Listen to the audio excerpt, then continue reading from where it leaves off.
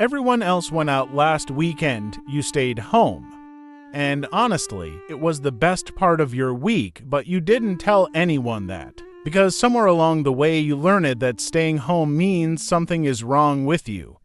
That you're antisocial, that you're missing out. That while everyone else is at the party posting stories and laughing in someone's dorm room, you're falling behind on some invisible checklist of what a normal college student is supposed to look like. So you lie sometimes? Plans? Yeah, I had stuff to do. You make it sound busy. You make it sound like a choice with reasons, when really the reason is simple and quiet and true. You just wanted to be home, you wanted your room, your blanket, your silence, the version of the world you actually feel okay in.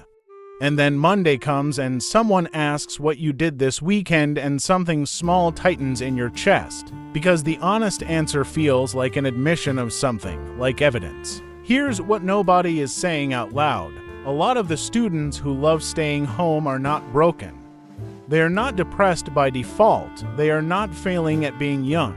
They are wired differently, and the world just hasn't caught up with what that actually means. The first thing happening inside you is that your nervous system genuinely costs more to run in social environments than other people's do.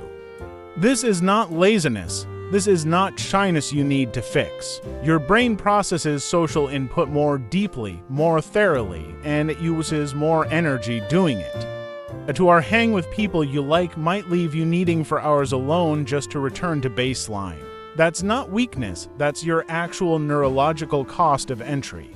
And pretending that cost doesn't exist is why you come home from parties feeling hollowed out instead of recharged, while someone else is already texting about the next one. The second thing is that home is the only place where the performance stops. Out there you are managing, you are reading the room. You are calibrating your laugh and your opinions and how much of yourself to show. You are doing this constantly and mostly without realizing it. The dining hall, the group project, the lecture hall, the club meeting, even the casual hangout, all of it requires a version of you that is slightly edited, slightly on. And at home, finally, that version clocks out. You don't have to be readable. You don't have to be likable. You don't have to be anything. And that feeling, that specific exhale of not performing, is not antisocial behavior, it is survival. The third thing is that a lot of students who love staying home have a rich internal world that genuinely competes with the outside one. You think deeply, you feel things in full. You have ideas that take time to develop, and the outside world interrupts them constantly. When you're home, those thoughts get room. You write, or you read, or you just sit with something you've been turning over in your head for days.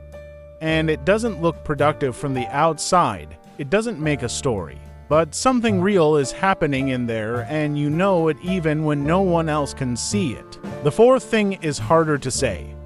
Some of what keeps you home is protection, not every time, but sometimes. Because out there it's loud and unpredictable, and people are careless, and social media has already told you what everyone thinks a fun life looks like, and yours doesn't always match that image.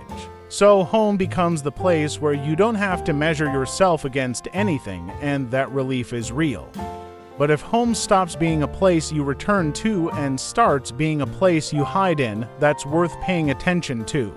Not with judgment, just with honesty, because there is a difference between choosing home from a place of fullness and choosing home from a place of fear. One restores you.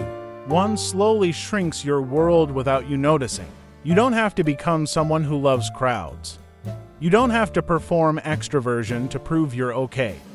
You don't have to fill your weekends with plans you'll spend all week dreading. But stay curious about yourself. Ask whether the home you're returning to is feeding you or just protecting you from something you haven't faced yet. Your love of home is not the problem. It never was. It's one of the quieter, more honest things about you. Just make sure the door still opens sometimes. Not for everyone, not for every invitation, but for the life that's waiting for you just past the part that feels uncomfortable. That life is still yours. You don't have to leave yourself to find it.